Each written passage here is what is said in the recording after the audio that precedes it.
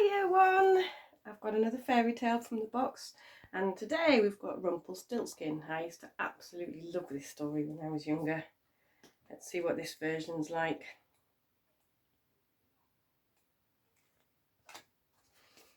There once was a foolish miller whose pride and joy was his beautiful daughter Isabel. She was sweet and gentle and adored by all. The miller was so proud of Isabel that he boasted about her day after day to anyone who would listen. There's the miller and his daughter. So the miller would take wheat and grind it down to make the flour, and he'd have a windmill to do it. Tulips start to bloom when my daughter sings, bragged the miller. When Isabel catches raindrops, they turn into butterflies. My daughter can even spin straw into gold. Do you think he's telling the truth there? Or do you think he's making up stories about his daughter? Soon word reached the king, who rode to the village to hear the miller's amazing tales. Gold from straw? The king cried.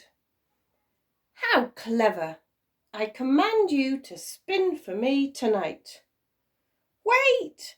There's been a terrible mistake, shouted Isabel. But it was too late, and she was carried off to the castle. What do you think the terrible mistake was? Do you think she does know how to spin straw into gold?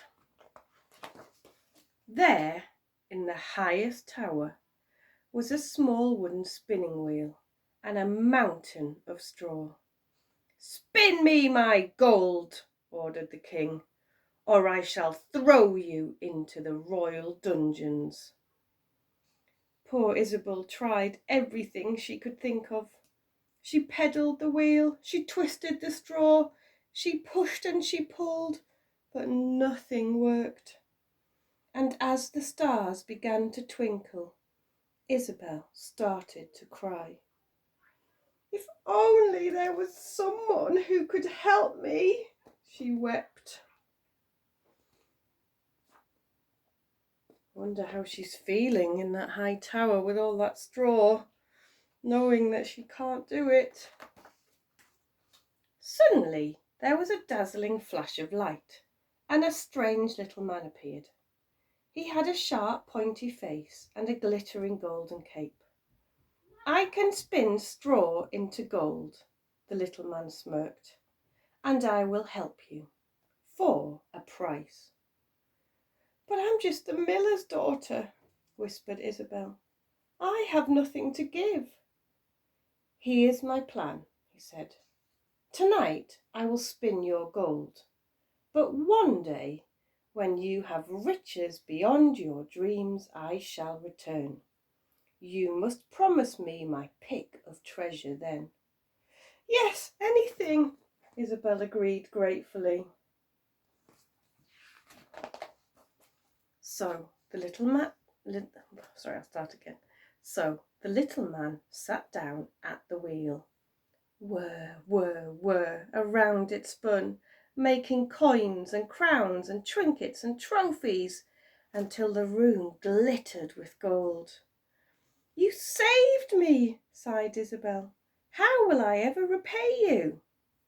Just don't forget your promise, laughed the little man, and with that he vanished.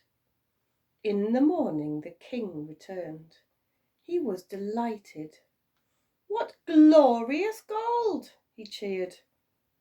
You truly are a wonderful girl. You must come and live in my castle. I'd like you to meet my son, Prince Herbert.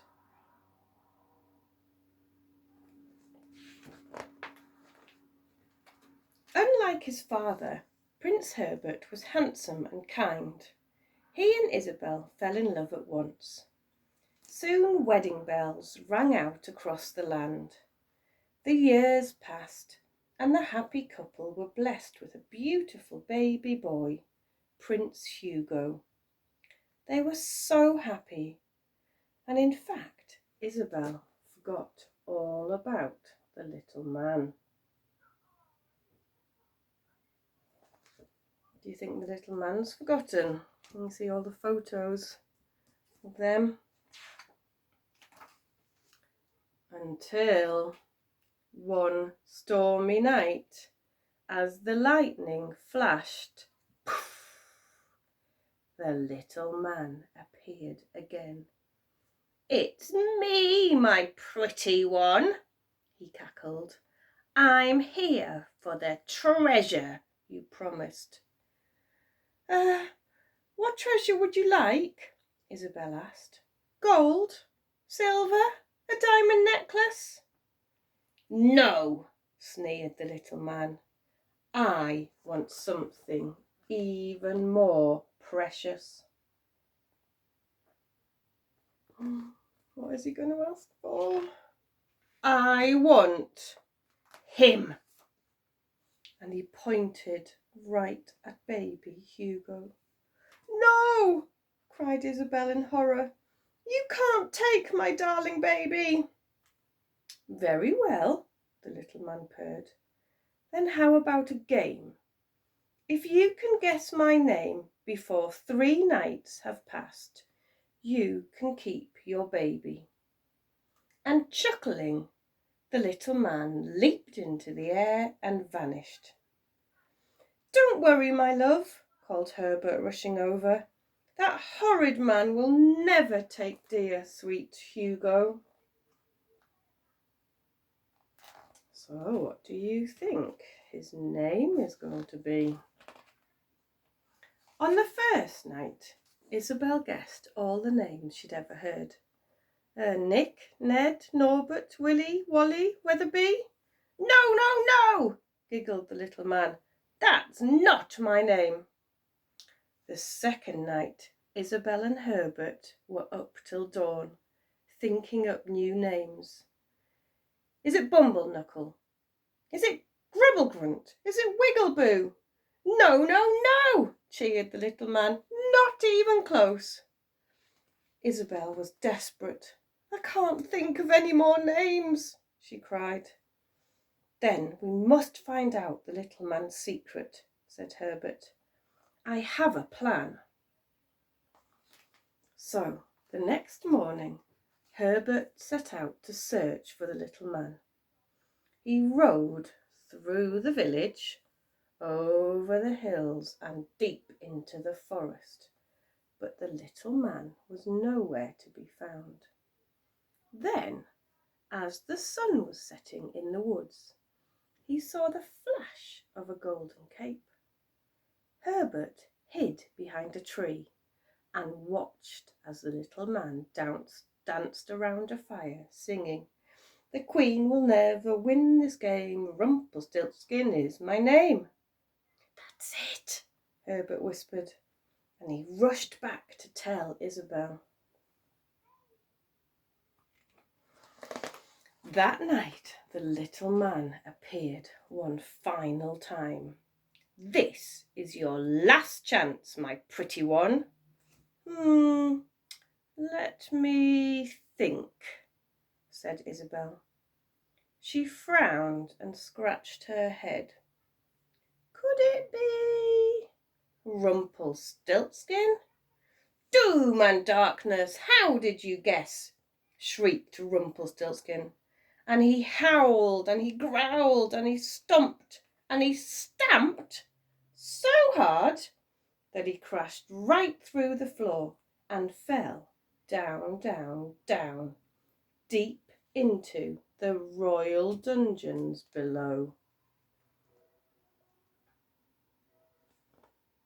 Rumpelstiltskin was never seen in the kingdom again. Hugo grew up to be gentle and kind and adored by all, just like his mother, and they all lived happily ever after. So that's the fairy tale Rumpelstiltskin. So that's different to the one I used to read. The one I used to read had 3 rooms that the girl had to go in and spin more straw into gold each time. Maybe you've read a different version that you can tell me about. So have a think, have a look, see if you've got your own version Or maybe what would you change if you were going to do another version?